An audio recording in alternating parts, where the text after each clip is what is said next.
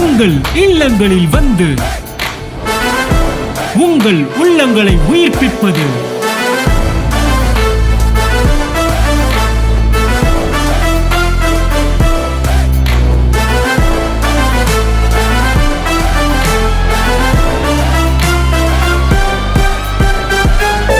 உங்கள் channel DJ. கர்த்தருடைய பரிசுத்த நாமம் மகிமைப்படுவதாக. என்னையும் சாட்சியாய் நிறுத்தின என் தேவனுக்கு கொடான கொடி ஸ்தோத்திரம். ஆவிக்குரிய தகப்பனுக்காக நான் இயேசுவின் நாமத்தினாலே நன்றி செலுத்துகிறேன். எனக்கு பைபிள் ஸ்டடி அண்ணன் ஒரு 2 வருஷத்துக்கு முன்னாடி எடுத்தாங்க. கிறிஸ்துவுக்குள் நீ யார் அப்படின்னு சொல்லிட்டு ஒரு 13 டாபிக் எடுத்தாங்க. எனக்கு ஒரு 3 வார்த்தை மட்டும் என் வாழ்க்கையில் போய் அது மேனிஃபெஸ்டேஷன் ஆச்சு. என்னென்னா நீதிமான், அடுத்து ஐஸ்வர்யவான், அடுத்து நீ வியாதிக்கு சொந்தமானவர் அல்ல அப்படின்னு சொல்லி இந்த 3 காரியங்கள் மட்டும் என் வாழ்க்கையில் அப்படியே மேனிஃபெஸ்டேஷன் ஆச்சு. எப்படின்னா நான் அந்த அண்ணன் சொல்லும் போதெல்லாம் அப்படியே ரிசீவ் பண்ணுவேன். அது எனக்கு ஏசப்பா கொடுக்குற வார்த்தையாக நான் நினைப்பேன். அதை அப்படியே ரிசீவ் பண்ணி இது என் வாழ்க்கையில் நிறைவேறணும் அப்படி சொல்லி நான் அப்படியே விரும்புவேன். அப்போ நீதிமான், ஃபஸ்ட்டு நீதிமானை குறித்து சொன்னாங்க. நீதிமான்னா நீதிமானுக்கு ஒரு வியாதியும் இருக்கக்கூடாது. இருந்தால் அவன் நீதிமானே கிடையாது. ஏசப்பா என்னைக்கு தன்னுடைய சொந்த ரத்தத்தினால நம்மளை பிள்ளையா ஏற்றிட்டாரு. நம்ம அவரை என்னைக்கு ஏற்றுக்கொள்ளுகிறோமோ அன்னைக்கே நம்ம நீதிமான் ஆக்கப்பட்டுட்டோம். ஆனால் அந்த உணர்வு இல்லாமல் நம்ம இருக்கோம்.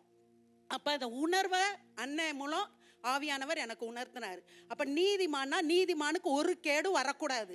அப்போ எனக்குள்ள வியாதி இருக்கக்கூடாது அப்படி சொல்லி ஜெபம் பண்ணேன். இப்போ 1.5 இயர்ஸாக எனக்கு, என் கணவருக்கு, என் பிள்ளைக்கு 3 பேருக்கும் வியாதின்ற ஒரு கூறு கூட இல்லை. சரியா? அப்படியாக ஏசப்பா என்னை பயன்படுத்துகிறாரு. அதுக்கப்புறம் ஐஸ்வர்யவான். இப்போ எனக்குள்ள என்னன்னா நம்ம ஐஸ்வர்யவான் ஆக வேண்டும் அப்படின்ற அந்த உந்துதலை கொடுத்துட்டே இருக்காரு. அப்போ அதுக்கேற்ற மாதிரி வழிகளை கொடுக்க வைக்கிறாரு. நான்லாம் அவ்வளோவா கொடுக்க மாட்டேன். இப்போ என்னுடைய வாழ்க்கையில் உந்துதல் பண்ணி இப்போ அநேகருக்கு கொடுக்கும்படியாக ஏசப்பா எனக்கு உதவி செஞ்சிட்ருக்காங்க. இந்த காரியங்களுக்காய் நன்றி. அதுக்கப்புறம் என்னன்னா எனக்கு சுகமாக்கப்பட்டிருக்கேன்றத அடிக்கடி அந்த வார்த்தையை என்ன பண்ணுவேன்னா அறிக்கை பண்ணுவேன். எனக்கு ஒரு சில சமயம்லாம் திடீர்னு காலை பிடிச்சி இழுத்துட்டு அப்படியே நடக்கவே முடியாதபடி இருக்கும். அப்போல்லாம் நான் சொல்லுவேன், நான் இயேசு கிறிஸ்துவின் ரத்தத்தினால நீதிமான் ஆக்கப்பட்டிருக்கேன். அப்போ எனக்குள்ள அந்த வியாதின்ற கூறு கூட இருக்க முடியாது அப்படின்னு சொல்லி அறிக்கை பண்ணி அந்த வியாதியே என்ட்ராக விட மாட்டேன். அப்படியாக என்னை கர்த்தருக்குள் வழி நடத்தின என் தகப்பனுக்காக கொடான கொடி நன்றி செலுத்துகிறேன். இன்னும் என் மூலம் தேவனுடைய நாமம் மகிமைப்படட்டும். இயேசு கிறிஸ்துவின் நாமத்தில் நன்றி செலுத்துகிறேன். தேங்க்யூ. உங்கள் இல்லங்களில் வந்து உங்கள் உள்ளங்களை உயிர்ப்பிப்பது